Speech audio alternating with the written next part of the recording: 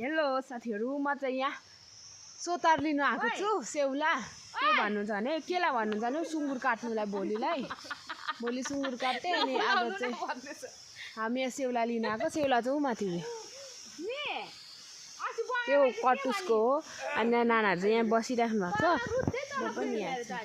हामी चाहिँ भोलिको सब्जीको लागि यो कटुस तान्दैछौँ साथीहरु। सोतार सुँगुरको मासु काट्नु ल।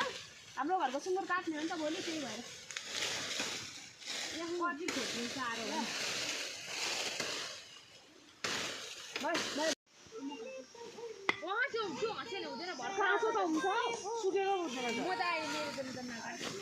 सबैजनालाई कुकुर तिहारको धेरै धेरै शुभकामना, ह्याप्पी तिहार। अनि आज चाहिँ हामी गएको कहाँ भन्नुहुन्छ भने सुँगुर काटेको ठाउँमा। सुँगुर ढालेकोहरू चाहिँ मलाई साह्रै माया लाग्छ क्या। मतलब आफ्नै घरको वस्तुहरू काट्दा, कुखुरा काट्दा कति माया लाग्छ नि त। त्यही भएर अघि ढाल्दा चाहिँ हामी गएनौँ। अब हामी जाँदैछौँ त्यहाँ तल खोरमै काट्नु भएको नि त। सो हेर्नु, तिहार लाग्यो आज कुकुर तिहार प्लस लक्ष्मी पूजा पनि होला आज होइन। अनि हामी चाहिँ जाँदैछौँ तल। मौसम पनि दामी छ है आज। हाम्रो सुँगुर पिल्साउँदै हुनुहुन्छ साथी। तल चाहिँ म गइनँ साथीहरू, माथिबाट मैले भिडियो बनाएको सुँगुर। अनि हाम्रो सुँगुर आन्द्रा धुने प्रोसेस हुँदैछ साथीहरू। उहाँ चाहिँ सुँगुर काट्दै हुनुहुन्छ यहाँनिर।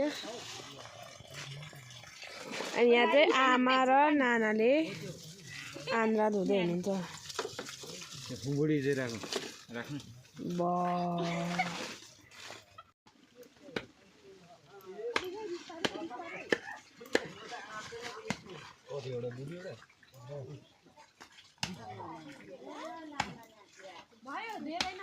हामी चाहिँ अब प्रसाद पकाउनु गएको साथीहरू। म चाहिँ एक बाल्टी मासु बोकेर गएको।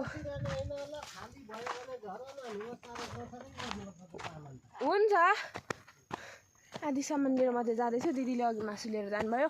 अरू मासु चाहिँ भाग लाउँदै हुनुहुन्छ, मतलब भेज सकिएको छैन। यो भेज गर्ने मान्छेहरूलाई प्रसाद पकाएर दिनुपर्छ नि त साथीहरू, माम प्रसाद। अनि त्यही भएर यो मासु चाहिँ म लिएर जाँदैछु। यहाँ निकै छ, यहाँ त 4 केजी जति छ होला। पकाउने र दिनु त पर्छ त्यति काम गर्नेलाई। आमा चाहिँ ब्लड बोकेर आउँदै हुनुहुन्छ उकालोमा।